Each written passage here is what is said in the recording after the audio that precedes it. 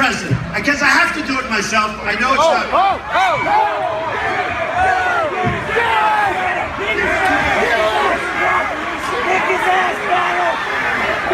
All right, ladies and gentlemen, of course, we're all familiar with that and the violence from the radical leftists that took place over the weekend at the Trump rally, forcing him to cancel.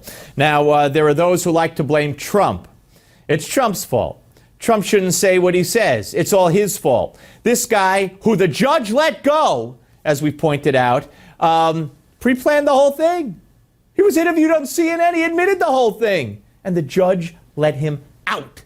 Now, this is the first time this has ever happened from the radical left. We could go Ferguson. We could go all over the place. But this was in the mid-90s, 1992, Nevada. Watch. Communications business has a key role in strengthening. Excuse me, President Reagan. President Reagan.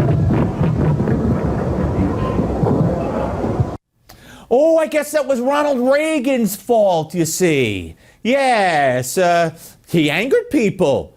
He angered people. So that guy was a hero. Did CNN interview him? What the heck am I watching? And then they asked Reagan afterward if he was all right. He hit me with a fist, but it just bounced off. So you all right? Yeah. All right, then we could go back to the 60s in Berkeley and Reagan. Watch.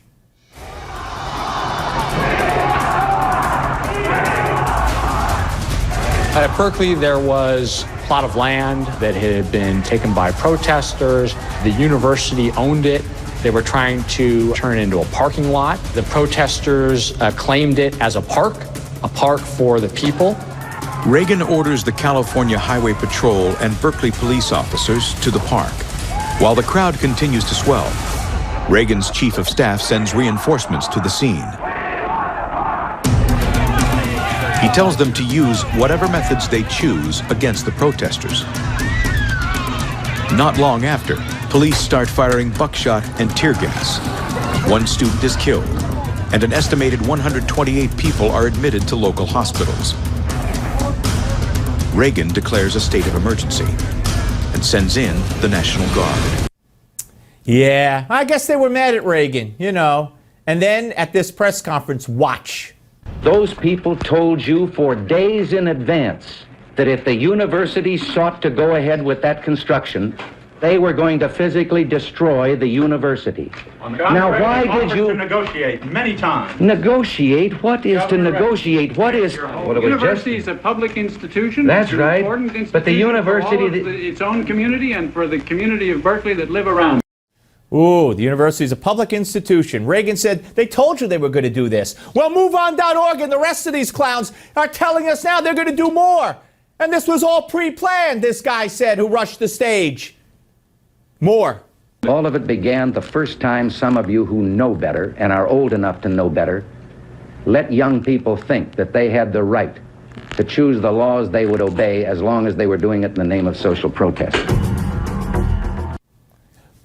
There you go. You go, Ronald. You go, Mr. Reagan, Governor Reagan. Now, from the campaign trail 1966, watch this. It began a year ago when the so-called free speech advocates, who in truth have no appreciation for freedom, were allowed to assault and humiliate the symbol of law and order, a policeman on the campus. And that was the moment when the ringleaders should have been taken by the scruff of the neck and thrown out of the university once and for all. They should have been taken by the neck and thrown out of the university once and for all. Who does that sound like?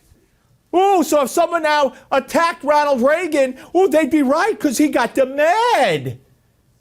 Taken by the neck. They should have been taken by the neck and thrown out of the university.